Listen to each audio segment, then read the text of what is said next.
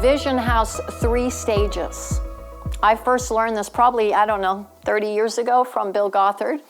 And it's never left me that a vision always goes through 3 stages. And now I have found this all the way through Scripture. I found it in my life. I found it in coaching. So the 3 stages are this. There's a birth of a vision. Okay?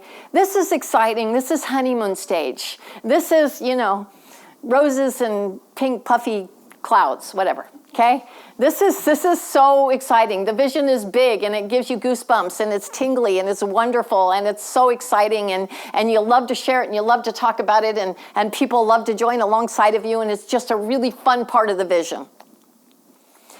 But there will be a second part to that, and that he defined as a death of a vision.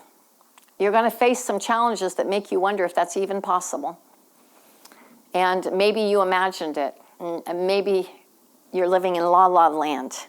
But if you will go through that, you will come out the other side, bigger, greater, more fantastic with the love of the vision. You can see this all the way through Scripture, and you can see it through history. Begin to have eyes, begin to have awareness for this, and say, mark kind of vision. Begin a vision journal of, oh, wow, that was the birth of the vision. Oh, wow, that was the death of the vision. Oh, I see. And you might be at a different phase wherever you are right now. So in Scripture, we can think about Joseph.